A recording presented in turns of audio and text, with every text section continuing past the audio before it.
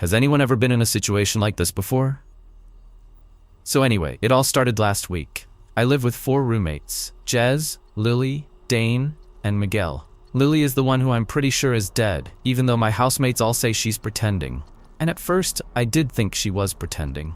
It's an old trick of hers. She's super introverted, and sometimes if she's overwhelmed or just doesn't want to talk, she'll pretend to be asleep. We call it her playing possum. But now, she's been playing possum for nearly a week. Her eyes are open, her face is this grayish white, and has been turning kind of purplish. Her body is bloating, and I saw a fly land on her eyeball, and I think it laid eggs there. She hasn't changed out of her panda onesie since she started playing possum last Monday. She smells like a corpse smells, like rotting meat. And that panda onesie, that panda suit is so gross. I'm pretty sure she died in it last Monday, and everyone is just in some kind of denial. But does that even make sense? I mean, how is it 3 other people are all saying she's alive and that I'm delusional?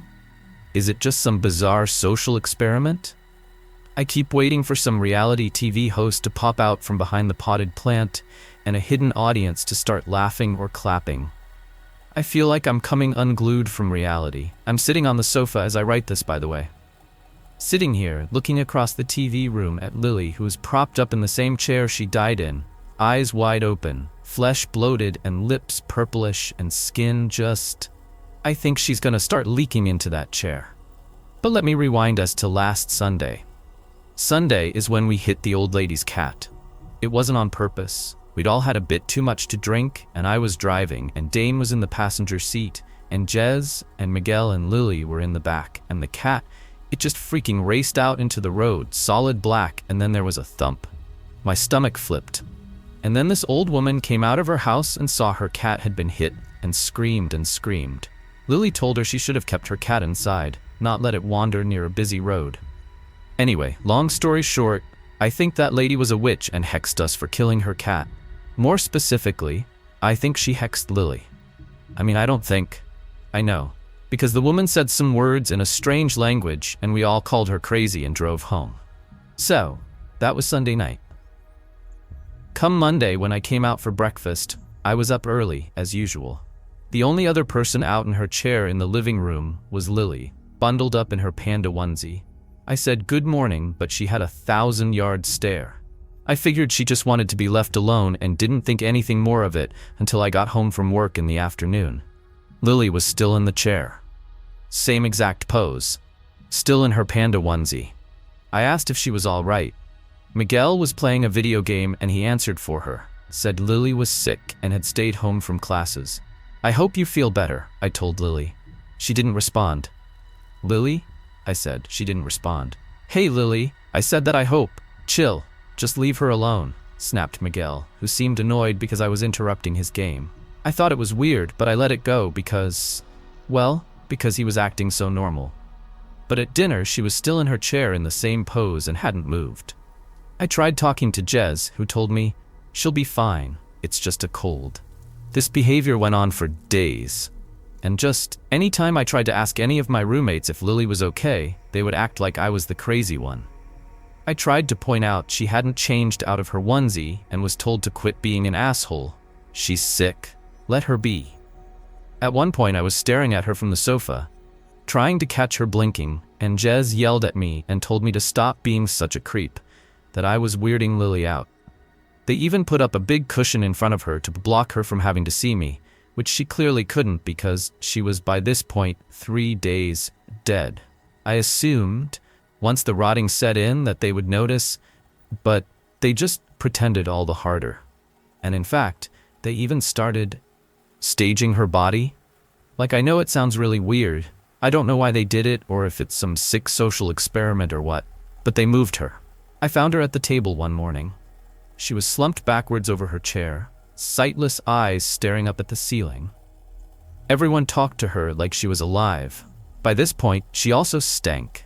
I mean, to the point I even noticed Miguel and Dane kind of surreptitiously keeping their distance and breathing through their mouths, not their noses, around her. I tried to talk about this to them later, but Miguel just wrinkled his nose at me and said, "Yeah, I know it's gross, but she's super depressed." Jess says she's never seen Lily this bad before. She's mad upset about that cat. Just let her be. We gotta let her work through this. She'll come out of it. Until then, things like showering and getting out of bed are really hard for her. I almost told him, yes, those things would be hard for a dead person to do. But I didn't. Honestly, I didn't know how to respond. I finally managed to say, dude, I think she's rotting in that panda suit. He chuckled and shook his head and said, come on, don't be an asshole. I finally did what I should have done from the beginning and called the police. I said I wanted a wellness check on Lily. My roommates tried to send them away, but I came downstairs and insisted and pointed to the corpse in the panda costume in the chair by the television. That chair was really gross by now, and the cops went over to examine her, and I really believed, really and truly, that we were all about to be arrested for having a dead girl rotting in our living room, congealing into that chair. But they pretended she was alive, the same as my roommates kept doing. She never spoke a word in answer to them, never moved. Later, Jess took me aside and told me my actions were uncalled for and that all I did was make things worse for Lily. So now I'm not sure what to do. It's been several more days since I wrote the above stuff, and as you can imagine, her body became severely decomposed. Also, I confronted my roommates. We got into a huge fight. I told them that clearly the witch's hex had done something to Lily, that it was blinding them, and we were all living with a dead girl. They looked shaken after I pointed out the smell. The way Lily wasn't eating was literally rotting. They told me they thought I was seeing things, but the entire house reeked of death. None of us could stand it. We could all smell it. I heard Miguel and Dane whisper about the smell later, but they clamped up at a death glare from Jez. So I finally decided to take action. Last night, I bundled up the corpse in the panda suit and drove it out to the woods. There's these high bluffs out there. I tossed the corpse down the rocks. The animals out there will pick it to pieces, if it isn't already too rotted for them to eat. I came back home and also cleaned up around the house and put that disgusting chair out on the curb and finally went to bed. In the morning, I woke up to find Jez having a panic attack. She demanded to know where Lily was. I told her Lily left, and Jez accused me of lying. Miguel seemed relieved though. While Jez went out in her car to go searching for Lily, Miguel told me he could finally breathe again, and that it really had smelled bad in here and someone needed to do something. He said he hoped Lily got the help she needed, but that this wasn't the right place for her, and she probably needed inpatient treatment. I refrained from telling him that I thought it was way too late for a hospital. Anyway, her body being gone should be a good thing, except I think the hex is now hitting the rest of us. Because Dane, he's always a late sleeper. He didn't wake up through Jez's freak out or my conversation with Miguel. But now it's afternoon and I just came out and found him sitting next to Miguel on the sofa playing video games. Only, he's not actually playing. His eyes stare straight ahead of him. His hands don't move. There's a first-person shooter on the screen, and Miguel keeps telling Dane he needs to step up his game. But Dane is literally doing nothing. Seeing nothing. I think he's like Lily was last Monday. Like the hex hit him, and now he's dead, but nobody can see it. I don't know if I should wait for his body to rot, or if I should just take him out to the bluffs sooner. If this plays out the same way, Miguel won't stop pretending Dane is just fine. Jez will come home and also believe that he's still alive. Even the police will believe it. Why am I the one the hex didn't hit? Why am I the only one who can see that they're dead?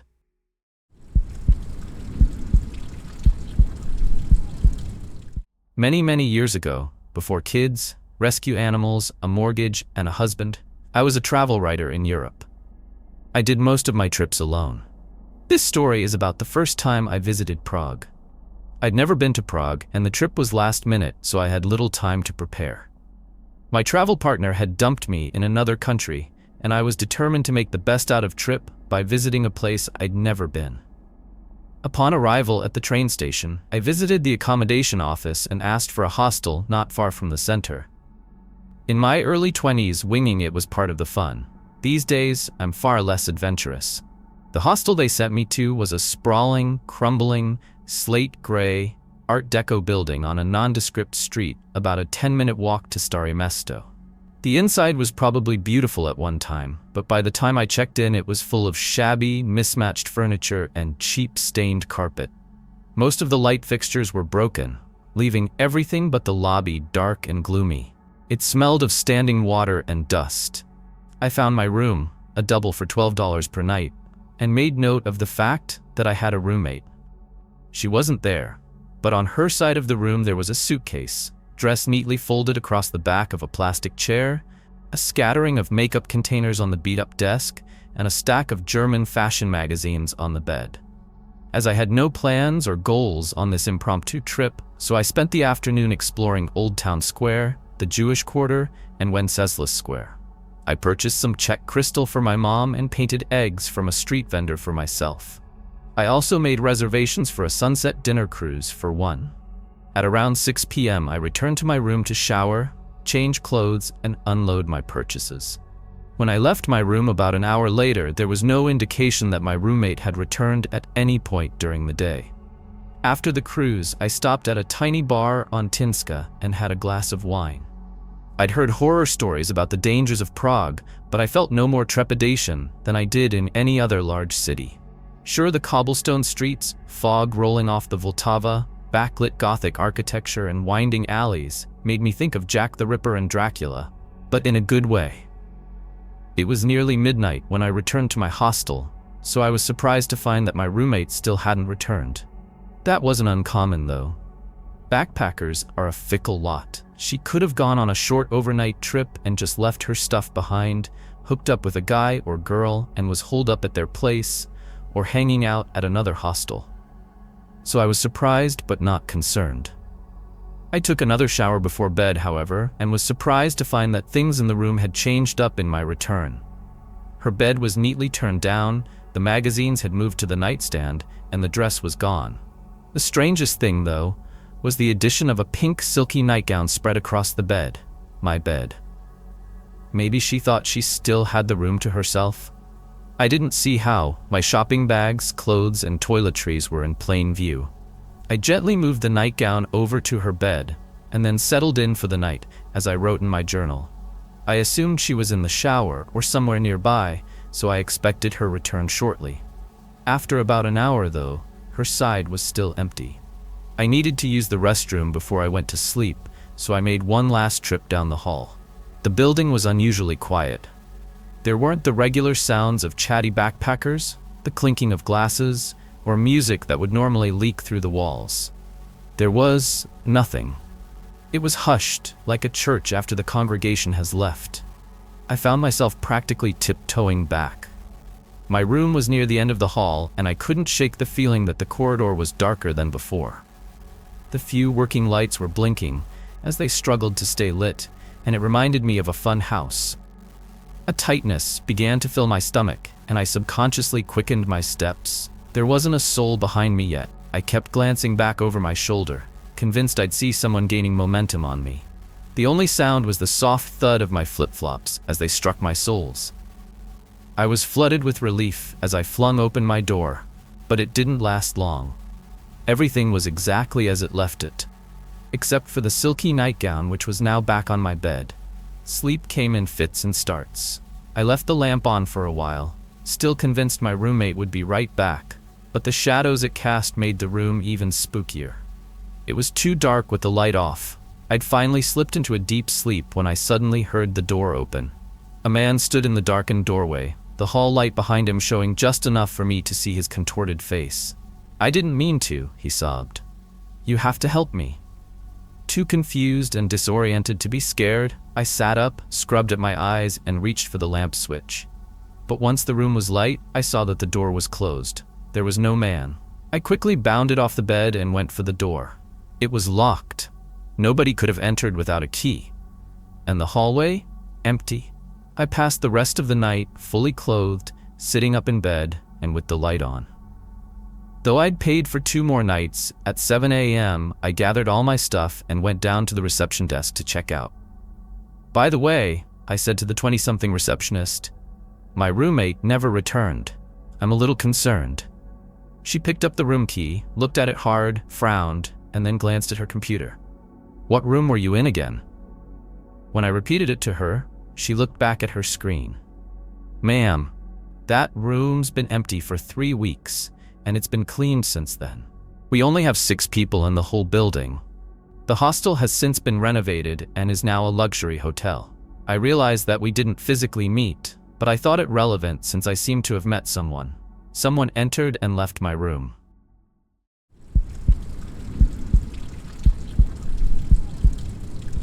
I'm currently hidden under my bed, and I need all the advice I can get. But you'll need some context as to why, so I'll give you some background details regarding how the hell I got myself into this situation. My brother and I don't have much in common at all. We don't hate each other, but as we got into our late teens, it felt we were more roommates than siblings. We'd see each other after school or work, ate together, ask how our respective days went and did our own thing. He'd retreat to his room to play guitar, and I'd retreat to my room to game. In time, we both got acquired to going out with our friends at night. The unwritten tradition that was made was that whoever got home would check the room of the other to see if we made it home. Usually, it'd be me checking on him, as me and my friends would stay out later. I was comfortable seeing my brother's head peek through the door while I dozed off. Until this weekend. My brother planned on heading out camping with his buddies for the weekend. Meanwhile, I was attending a music festival in town for my weekend. I had no interest in hosting after parties or taking girls home, so I planned on crashing at home each night. I had a new job starting up Monday, so I decided I would do the music festival completely sober. First night was a blast. Made it home at 1 a.m. and proceeded to plop down on the bed and let the good old slumber take me. I noticed the door began to crack open. Sure enough, I saw a head poke out from the open door. It was my brother checking on me. I gave him the thumbs up. "Night, little bro," he said, backing away and closing the door behind him. Funny, thought he'd be leaving that night. Was he only going camping for one night? I didn't think too much of it and dozed off. I woke to the sound of his Jeep taking off. He actually did stay the night here. Second night of the music festival went a little bit later. It was my favorite artist playing that night, and I wanted to weasel my way backstage to see him, but to no avail. The Uber dropped me off at my place at 1:45 a.m. My brain must have been on autopilot because I checked his room and saw nothing. No shit, he was camping. I threw my clothes off and dropped into bed, turning on the AC unit. I was drifting off to sleep when I heard it. "Night, little bro." I heard a voice say.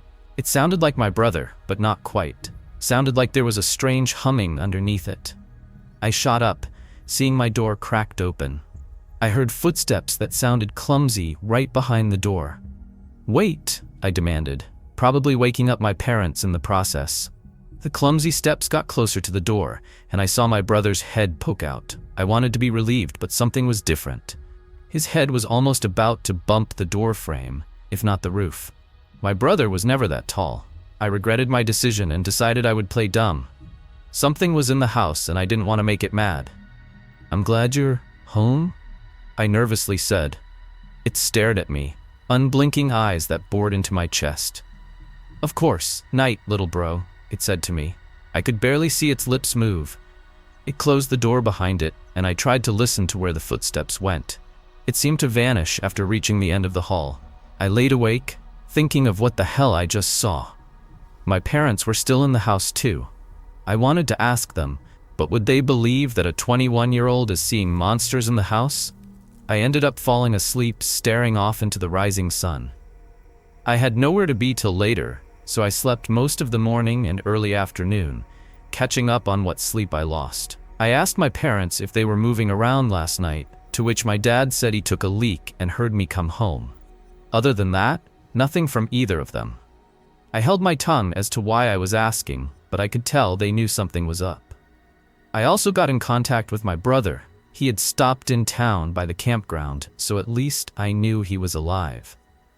My friends thought that I was secondhand high on something when I explained the situation to them. I initially wanted to opt out of the rave that night, but my parents insisted I go have fun, so I went.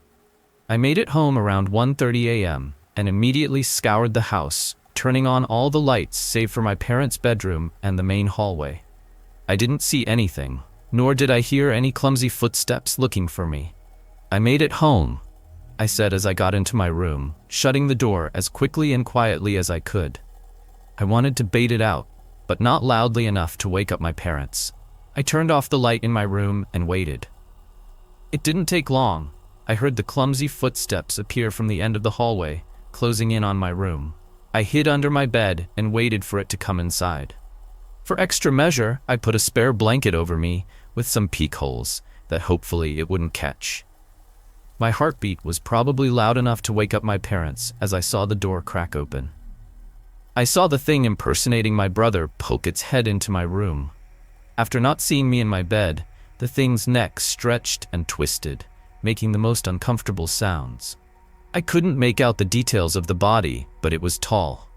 Its neck extended almost 2 feet as it scanned the room, but the being itself never went fully inside my room. Its head now touched the ceiling, rubbing against it like a snake on the side of a terrarium. As my eyes adjusted, I could eventually see a body with skin so saggy it looked like it was melting off of its body standing just beyond the door. It was at least 8 feet. Then it growled like a wild animal. I was about to scream, but I kept it together. "Little, bro. Little." Its sagging arm reached for the door handle, and it began to back away slowly, closing the door behind it. I haven't moved from under the bed. I want to call the cops, even if it wakes my parents up. What the hell do I say, though? Has anyone had experiences with something like this? Will the police find anything, or will it vanish as soon as someone comes to the door? Or worse, what if it attacks whoever steps inside? I haven't heard it leave yet. I hear muttering behind the door. Help. Thank you guys for watching this video. Write in the comments what story you liked the most. I think first one was really frightening. Don't forget to like and subscribe. Goodbye.